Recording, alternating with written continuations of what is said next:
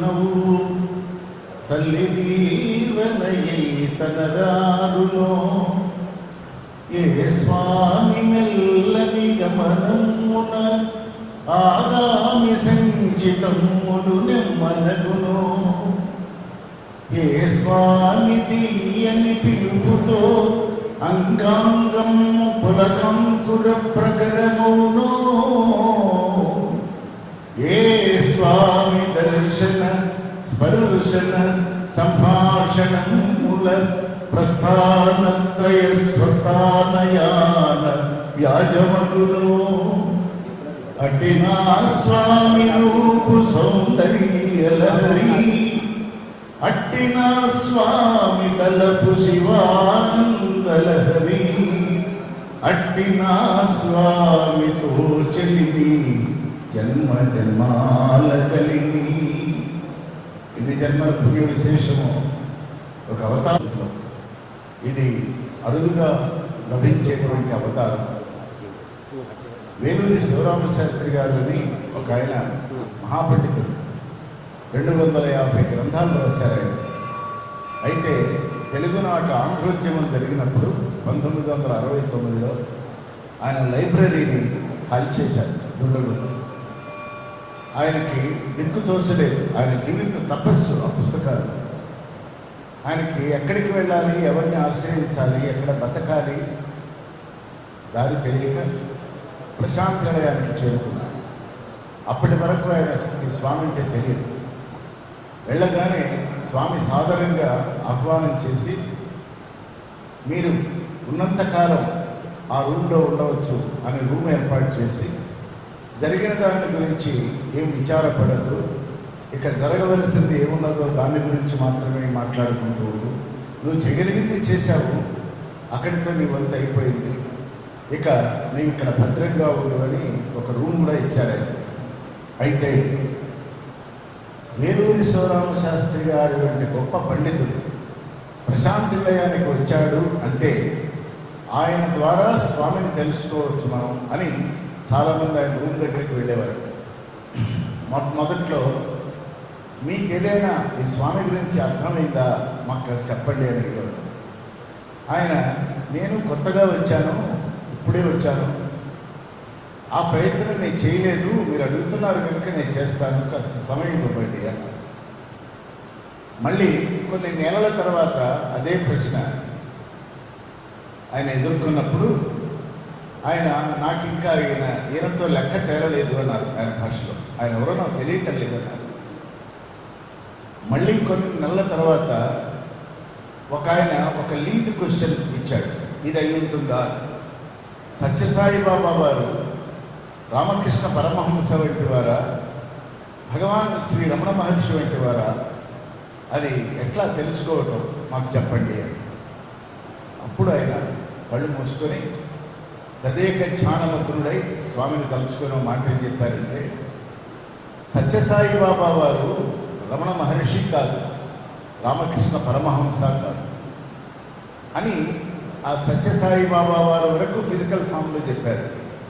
ఆ వాక్యం అయిపోగానే ఏమన్నారంటే, ఇది ఈ ప్రపంచం మీద నడయాడటానికి వచ్చిన బ్రహ్మ పదార్థమే ఇది అన్నారు. స్వామి is neither he Nar she, ఇది తత్. ఈ స్వామిని దీన్ని తలుచుకుంటూ చాలా శోధిస్తూ ఉంటే నాకు అనిపించింది ఏమిటి అంటే, ఈయన పండితులకు పరీక్ష, పామరుడికి మాత్రం శ్రీరామ రక్ష. ఇది వేలూరి శివరామ శాస్త్రి గారు రికార్డ్ చేసిన పాయింట్ కనుక దాన్ని తెలుసుకునే ప్రయత్నం చేసే కంటే దాన్ని పరిపూర్ణంగా హృదయంగమంగా అనుభవించడం నేర్చుకుంటే కొంత అర్థం అవుతారేమో అన్నారు. తర్వాత ఆయన కొన్నాళ్ళకి ఇలాగే ఎవరో పెడితే ప్రశ్నలు ఎదురుచేస్తే, ఇప్పుడు మీ మనస్థితి ఏమైంది, మీ పుస్తకాలన్నీ కాలిపోయినాయి కదా, మళ్ళీ అవన్నీ మీరు రాయలేరు, మ్యాన్యుస్క్రిప్ట్స్ అవన్నీ ప్రింట్ అయినవి కాదు, మ్యాన్యుస్క్రిప్ట్ ప్రింటే కాలేదు అంటే, నేను ఈ సత్యసాయి అనేటువంటి పరదైవతా స్వరూపాన్ని చాలా దగ్గరగా చూశాను. ఆధ్యాత్మిక స్థితిలో దర్శనం చేసుకుంటే ఒకటే నాకు అనిపించింది. 4 వేదాలు, సామము, ఋగ్వేదము, యజుర్వేదము, అథర్వణ వేదము, ఈ 4 కనుక ఒక చోట స్వరూపం తీసుకున్నట్లయితే రాముడు ఎట్లాగైతే సామవేదము ఋగ్వేదము కలిపితే రాముడు, ఈ సాయిరాముడు సామవేదము, ఋగ్వేదము, యజుర్వేదము, అథర్వణ వేదము కాబట్టి ఇది ఈ 4 వేదాల యొక్క స్వరూపమే సత్యసాయి. కనుక ఈ సత్యసాయి ఆ దేహానికి పెట్టిన పేరు కాదు. 4 అక్షరాలు నాకు వేదాలలో మిగిలిపోయినాయి. దాని పేరు సత్య సాయి.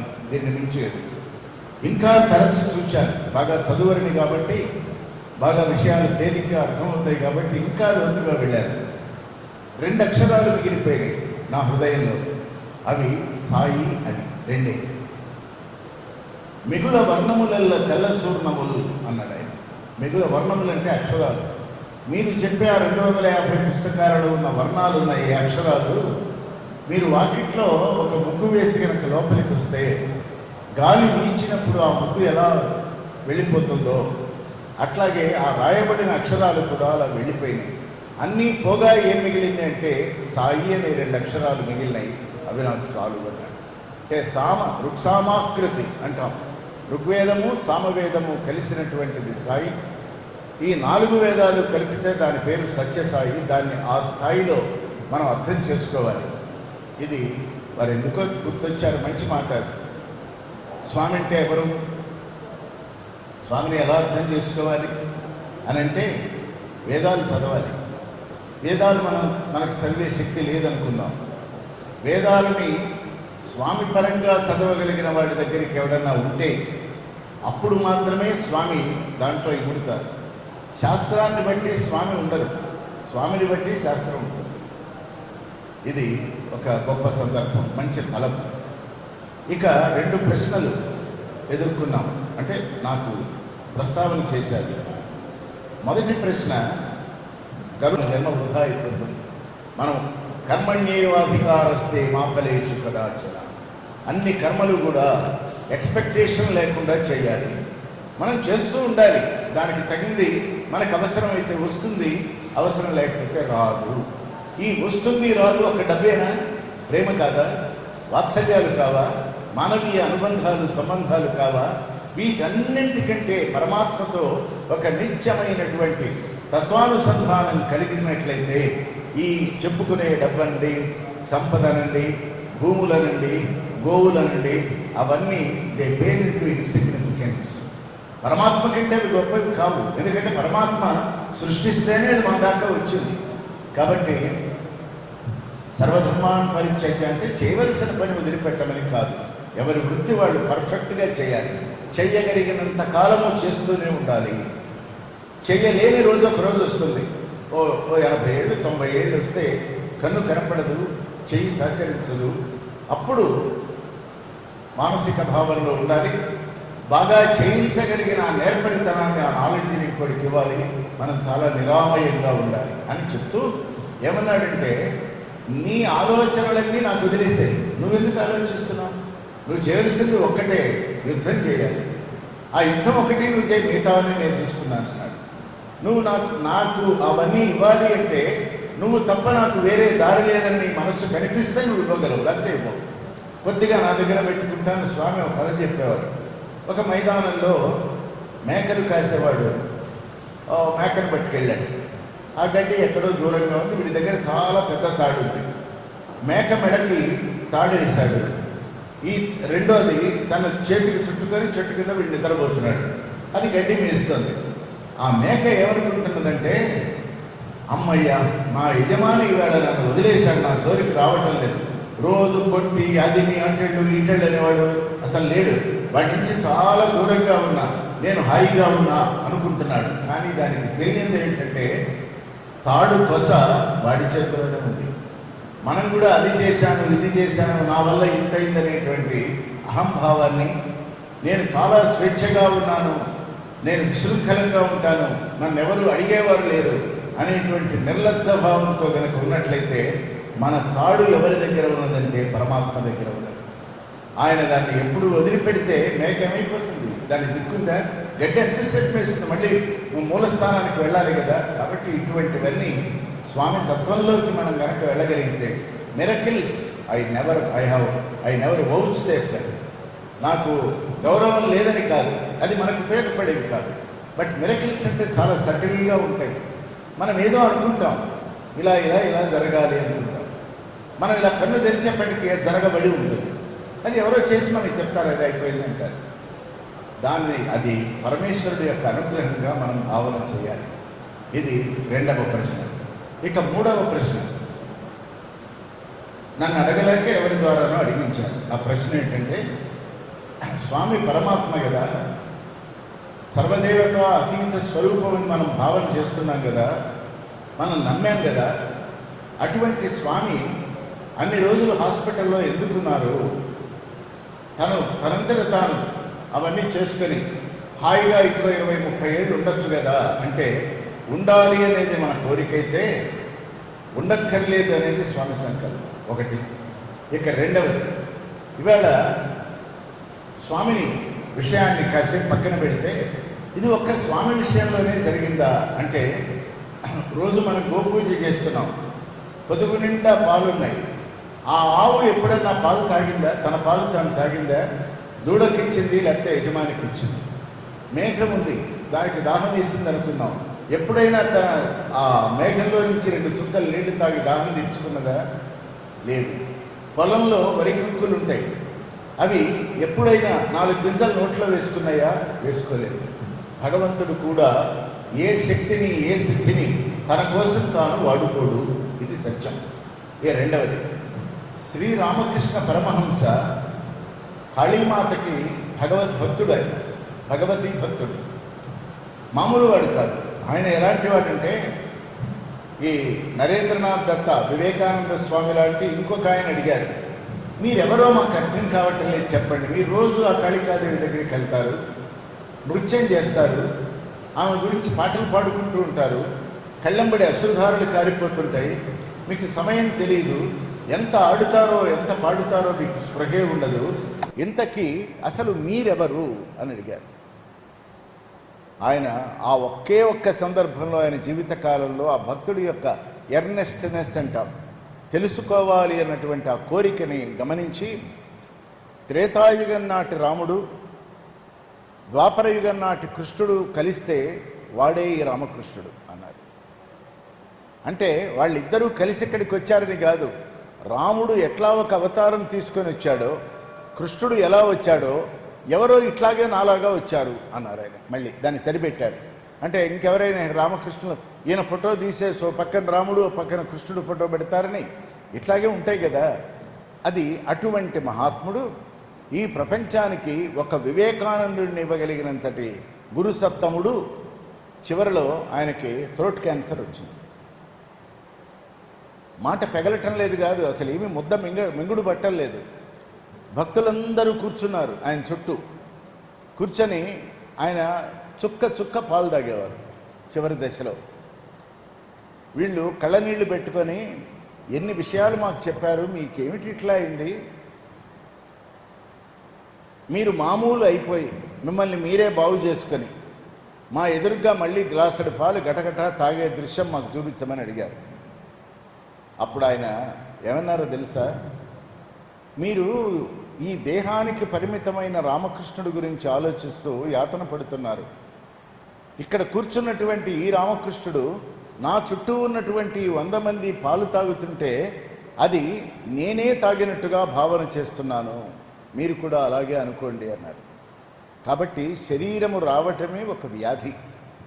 ఆ శరీరాన్ని ప్రపంచం కోసం కొందరు వస్తారు, తమ కోసమే మాత్రమే కొందరు వస్తారు. ఇది ప్రపంచం, అందరూ ఉంటారు అందులో. వాడు తప్పు చేసిన వాడు, వీడు మంచివాడని కాదు, అందరూ ఈ ప్రపంచంలో చేరుతారు. ఎవరెవరి ప్రాప్తిని బట్టి, అర్హతని బట్టి, దైవానుగ్రహాన్ని బట్టి ఆయా మార్గాలు ఏర్పడతాయి. కానీ కాస్త ముందు కాస్త వెనక, అంతే. Nobody is denied. ఆ మార్గం మనం ఎంచుకోవాలా ఎంచుకోకూడదా, ఎంచుకుంటే ఎలా ఉండాలి? ఇవాళ పొద్దున కూడా అనేక ప్రశ్నలు. ఈ రామకృష్ణుల వారితో పాటు భగవాన్ రమణ మహర్షిని కూడా, ఆయనకి సార్కోమా అనేది, ఇవాళ మనం క్యాన్సర్ అంటున్నామే, అది ఆ రోజు వచ్చింది ఆయనకి. ఎక్కడొచ్చింది? భుజం మీద వచ్చింది. రాచపుండు అనేవాళ్ళు ఆ రోజుల్లో. రాచపుండు ఉంటే అది ఎర్రగా ఉండేది భుజం మీద. భక్తులు తట్టుకోలేకపోయేవాళ్ళు. భగవాన్ దాన్ని మీరు మాయం చేయండి అని అడిగాడు ఒక ఆయన. దాన్ని మీరు ఇట్లా అన్నారంటే అది పోతుంది అని అంటే, లేదు లేవయ్యా, అది శమంతకమని వచ్చి నా మీద వాలింది, దాన్ని అక్కడ ఉండనివ్వండి, మీకెందుకు, మీ పని మీరు చేసుకోండి అన్నారు. రెండోది, ఆపరేషన్ చేశారు ఆయనకి వితౌట్ ఎనస్థీషియా. ఆయన మామూలుగా కూర్చున్నారు వరండాలో. అక్కడ ఆపరేషన్ థియేటర్లు అవేం లేవు, ఓపెన్ స్పేస్లో ఆయనకు ఆపరేషన్ చేశారు. దానికి ఒక కట్టు కట్టారు. కట్టు కట్టిన తర్వాత అది చూడలేకపోయినారు భక్తులు. అప్పటి వరకు ఆయనకు కండువ అవేం లేవు, ఆచ్ఛాదన లేదు, కౌపీనం కట్టుకొని ఉండేవారు అంతే. సరే, ఇది పెరుగుతూ వచ్చింది. అది వచ్చింది, కోశారు అంటే పెరుగుతూ ఉంటుంది, అది దాని లక్షణం. అప్పుడున్నటువంటి చాలా లెర్నడ్ డివోటీస్ అందరూ ఏమన్నారంటే, భగవాన్ మిమ్మల్ని తలుచుకొని మీ ఫోటో దగ్గర నుంచుంటే, మీకు దండం పెట్టుకుంటే మా కష్టాలన్నీ తీరిపోతున్నాయి, మా రోగాలన్నీ వెనక్కి వెళ్ళిపోతున్నాయి. మరి ఇంత శక్తి ఉన్నటువంటి మీరు సంకల్పిస్తే అది మాయమైపోతుంది కదా అడిగారు. అప్పుడు అన్నారు, చూడండి, మీరందరూ ఇక్కడికి వచ్చారు, ఇందులో ఏ ఒక్కరినైనా నేను వెళ్ళిపోండి అని అన్నానా? ఎప్పుడైనా అన్నానా? మీరు ఉన్నంతకాలం ఉంటున్నారు, మీకు పని అయిపోయిన తర్వాత మీ దారిని మీరు వెళ్ళిపోతున్నారు. వారు అలాగే వచ్చారు, వారి దారిని వారిని ఉండనివ్వండి అన్నారు. అంటే హీ వాజ్ సఫరింగ్, ఇబ్బంది పడుతూ కూడా. అయితే భక్తులు ఒప్పుకోలే.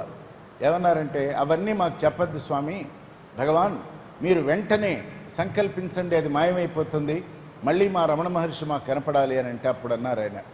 ఏమన్నారు? సంకల్పించండి అని అంటున్నారు కదా, సంకల్పించుకోవటానికి మీ అందరి దగ్గర మీకు మనస్సులు ఉన్నాయి. ఇక్కడ ఆ మనస్సు ఎప్పుడూ పోయిందే. లేని మనస్సుని తెచ్చి సంకల్పించి దీన్ని బాగు చేసి మళ్ళీ ఆ మనస్సుతో మళ్ళీ జీవితం గడపమంటారా? వారు ఎలా వచ్చారో వారు అలాగే వెళతారు. వారు ఒక్కరూ వెళ్ళలేకపోతే రమణుల్ని కూడా తీసుకొని వెళ్ళిపోతారు, అంతే కదా జరిగేది అన్నారు. ఈ నిబ్బరం కావాలి, గురువు నుంచి మనం నేర్చుకోవలసిన నిబ్బరం అది. కాబట్టి స్వామికి ఇలా మొన్న చెప్పుకున్నాం, శ్రీకృష్ణ పరమాత్మ మామూలు వాడ, ఆ సౌందర్యం మామూలుదా? కవులో కూడా అందనంత సౌందర్యం. ఆ శ్లోకం కూడా చెప్పాను నిన్న మీకు.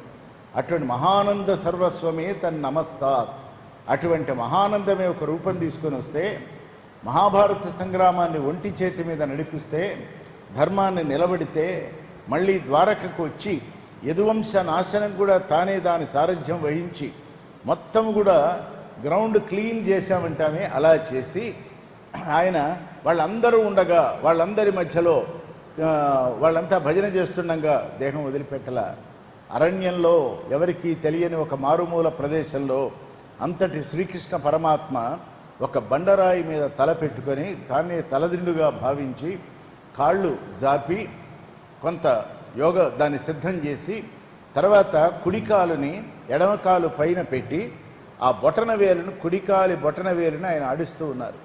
ఎందుకు ఆడించారు అంటే, అక్కడ సుషుమ్నా నాడి ఉంటుంది, మనందరికీ ఉంటుంది, అది మనకు తెలియదు, ఏదో మనకి 2 వేళ్ళు ఉన్నాయనుకుంటాం.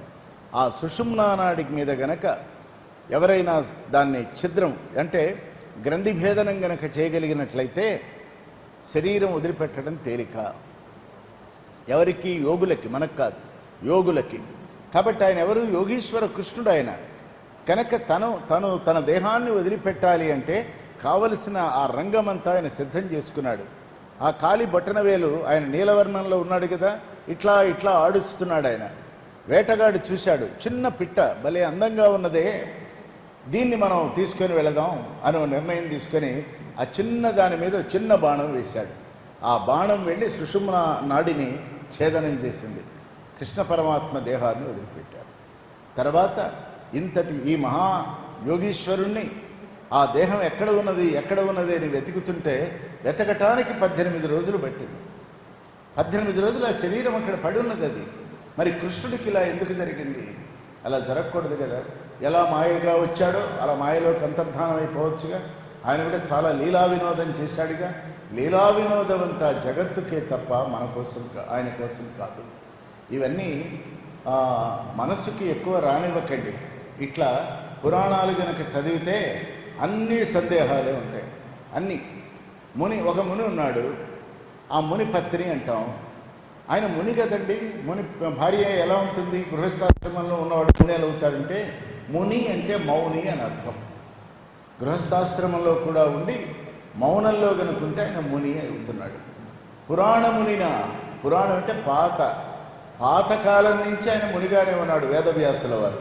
కాబట్టి అర్థం తెలియకుండా, శబ్దం తెలియకుండా మన మనస్సులో అనేక ఆలోచనలు కనుక పెంచుకుంటూ వెళ్ళిపోయినట్లయితే మనం వెళ్ళవలసిన దారి తప్పిపోతాం. అందుకోవలసిన గమ్యంకి ఏమో ఈ జీవితం ఎప్పుడు అయిపోతుందో మనకు తెలియదు. కాబట్టి వ్యర్థమైన వృధాప్రయాసతో కూడిన మనకు అక్కరలేని ప్రశ్నలు వేయకూడదు. ఆ ప్రశ్నలు ఎలా ఉండాలంటే పరిప్రశ్నలాగా ఉండాలి. పరిప్రశ్న అంటే తద్విద్ధి ప్రణిపాతేన పరిప్రశ్నేన సేవయా కదా. షిరిడీ బాబా నానాకి నానా భగవద్గీత మీద ఒక అధికారాన్ని సంపాదించినటువంటి పండితుడు. ఆ పండితుడికి ఒక సేవ దొరికింది. ఆ సేవ ఏమిటంటే, అంతా అయిపోయిన తర్వాత రాత్రిపూట షిరిడీ బాబా పడుకునుంటే ఆయనకి పాద సేవనం చేయటం అనేది ఒకటి దొరికింది. బాబా వచ్చి నా పాదాలు ఒత్తమని అడగల. ఈయన ఒత్తడం మొదలుపెట్టితే ఆయన ఏం మాట్లాడలే, అంతే జరిగింది. సరే, ఓ రోజున ఏదో శ్లోకాలు గుర్తొచ్చినాయి. నిద్రపోయారు అనుకున్నాడు నాన్న. తద్విద్ధి ప్రణిపాతేన పరిప్రశ్నే. అప్పుడు నిద్రటువంటి బాబా కన్ను తెరిచి, నానా ఆ శ్లోకం మరొక్కసారి చదువు అన్నాడు. చదివాడు. చదివితే తద్విద్ధి ప్రణిపాతేన అంటే ఏమిటి అని అడిగారు. అప్పటికి భగవద్గీత మీద మాస్టరీ సంపాదించాడు. ఏముంది బాబా, తద్విద్ధి ప్రణిపాతేన అంటే సాష్టాంగ నమస్కారం చేయటమే కదా, అది ఒకటి.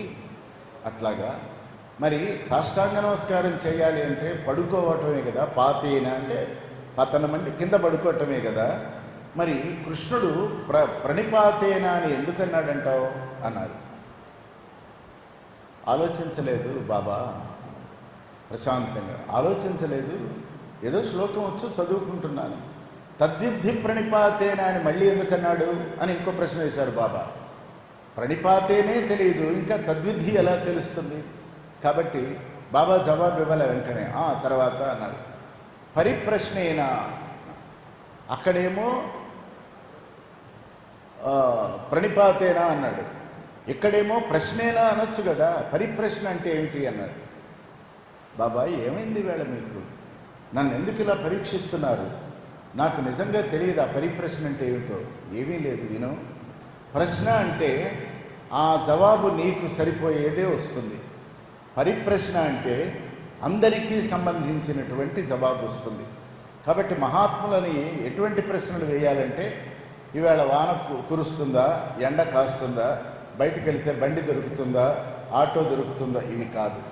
పరిప్రశ్నలు వేయాలి. ఏది వేస్తే ఈ జగత్తుకు ఉపయోగపడుతుందో. ఇందాక గరుడ పురాణం ప్రపంచానికి పనికొచ్చే ప్రశ్న. సర్వధర్మాన్ పరిత్యజ్య, అది ప్రపంచానికి పనికొచ్చే ప్రశ్న. కాబట్టి ఈ తద్విద్ధి ప్రణిపాతేన అయిపోయింది. పరిప్రశ్నేన అంటే ఎందుకు ఇలా నన్ను ఈవేళ ప్రశ్నిస్తున్నావు బాబా? ఆయన జవాబు ఇవ్వాలి. సేవయ అంటే ఏమిటి అని అడిగారు. సేవయ అంటే ఇదిగో మీ పాదాలు ఎత్తుతున్నాను, దీనిని మించిన సేవ ఉన్నది అంటే అప్పుడు బాబా చెప్పారు, చూడు నాన్న, తద్విద్ధి ప్రణిపాతేన అంటే ఏం లేదు, అష్టాంగములని కూడా మనస్సుతో అనుసంధానం చేసి ఆ మనస్సుని ఆచరణాది అవయవాలని అన్నింటినీ కూడా పరమేశ్వర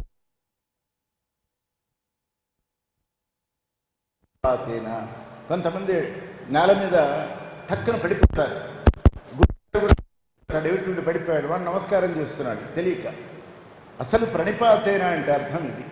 ఇంద్రియాలని, మనస్సుని, బుద్ధిని అన్నింటినీ కూడా, కర్మేంద్రియాలు, జ్ఞానేంద్రియాలు, మనస్సు, బుద్ధి, చిత్తము, అహంకారము, నిజానికి ఆత్మ, ఇవన్నీ కలిపితే 8 అవుతున్నాయి. కాబట్టి ఆ సర్వాంగములతో కూడా పరమేశ్వరుడి ముందు గనక మన మనస్సును లగ్నం చేసినట్లయితే అది నిజమైనటువంటి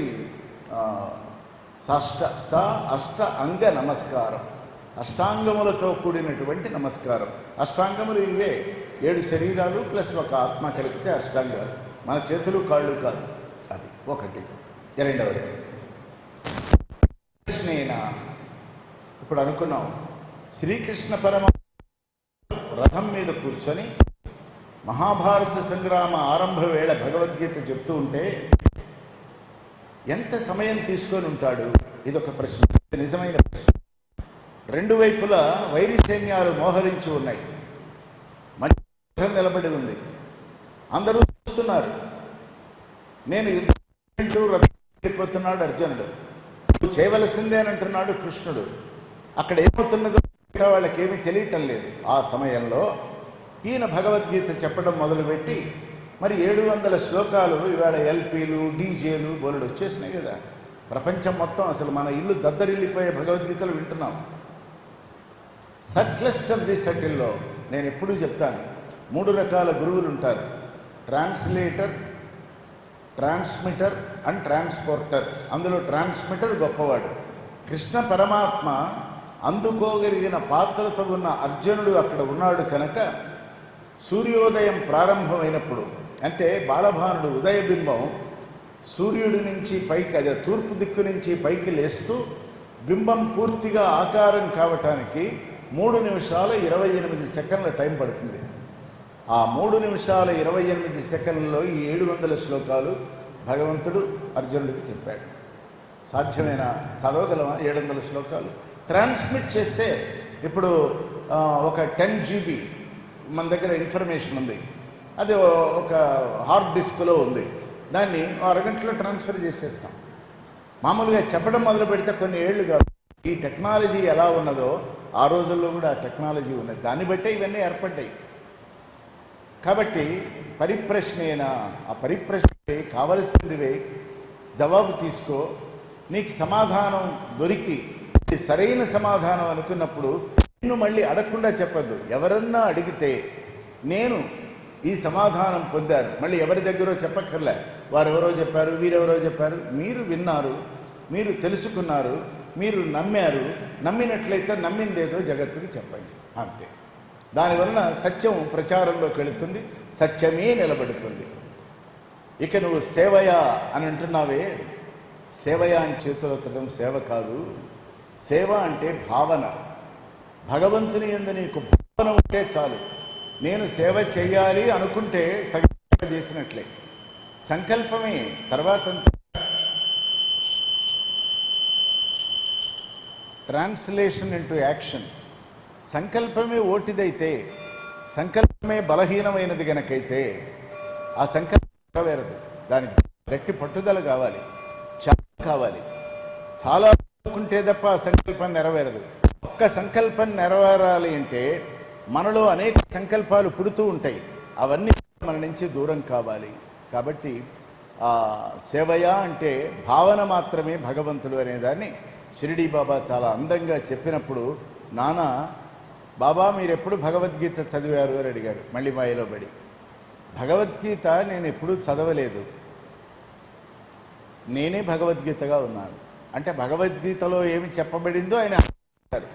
మనం కూడా అంతే. భాగవతం వినటం కాదు, చెప్పటం కాదు, భాగవతుడి వలె జీవించాలి జీవితాన్ని. ఇది నేను చెప్తున్నది కాదు, సాక్షాత్ పరబ్రహ్మమూర్తి అయినటువంటి స్వామి 2011లో ఈ భాగవత నవనీతం అనేటువంటి పేరులో వైజాగ్లో జరిగినప్పుడు వాళ్ళందరూ నాకు చిన్న మొమెంటో ఇచ్చారు. ఒక ఫోటో తీసి ఆ ఫోటోలో 7 రోజులు జరిగిన కార్యక్రమాలన్నీ ఫ్రేమ్ కట్టి నాకు ఇచ్చారు. నేను ఆ ఫ్రేమ్ ఏం చేసుకుంటాను, ఆ రోజు పుట్టపర్తి వెళ్ళాలి, స్వామి చూపిద్దాం అని నేను తీసుకొని వెళితే స్వామి మొత్తం చూశారు. చూసి భాగవతం వినటం కాదు, భాగవతుడులా జీవించాలి బంగారు, అట్లా అందరూ కూడా తయారు కావాలి, నీ వరకు నువ్వు నీ జన్మని ధన్యం చేసుకున్నావు భాగవతం చెప్పి అన్నారు. ఈవేళ నైమిషారణ్యంలో మళ్ళీ మరొక్కసారి నేను ధన్యత పొందాను. అది ఇస్తున్నటువంటి ఆనందం, లోపల కలిగేటువంటి ఒక అమృత సమానమైనటువంటి స్పందనలు, అవి విడమరిచి చెప్పేవి కాదు. కానీ మళ్ళీ ఒక్కసారి భాగవతాన్ని చదువుకునే అవకాశం. చదవటం అంటే అర్థం కూడా చదవటమే, చదివి వచ్చి చెప్పేదేం లేదు. ఇక్కడ లోపల ఉండాలి, అంతర్గతం చేసుకోవాలి, దాన్ని ఇంక్లూజివ్ చేసుకోవాలి, ఇంబైబ్ చేసుకోవాలి, ఇంప్లిమెంట్ చేయాలి, అంతే. ఇది ఏది కాకుండా మంచి కథ విని హాయిగా వెళ్ళిపోతే ఇట్లే అయిపోతుంది కదా. అలా కాకుండా ఈ ప్రశ్నలు మనస్సులో రానివ్వండి, కానీ మీ అంతటా మీరే ఈ ప్రశ్న మనకు అవసరమా అని ఒక ప్రశ్న మనస్సుకు వేసుకోండి. దీనివల్ల ప్రయోజనం లేదంటే దయచేసేయండి. మనసు ఎలాగో ఉంది, ఇంకో ప్రశ్న పుట్టిస్తుంది. అది నాకు మాత్రమే కాదు, ప్రపంచానికి కూడా కావాలి అనుకున్నప్పుడు ఆ ప్రశ్న వేయండి. ప్రతి ప్రశ్నకి జవాబు ఉన్నది, ప్రతి జవాబులో నుంచి మరొక ప్రశ్న పుట్టకుండా ఉండదు. ఇది ఒక అనాహతంగా నిరంతరంగా సాగేటువంటి ఒక అధ్యాత్మ ప్రక్రియ. కాబట్టి ఈ సందేహాలకి మనం సమాధానం అక్కడితో ఆపి మన భగవద్గీతలోకి మనం వచ్చిన పనిలోకి వెళదాం. అదేమో నచ్చిన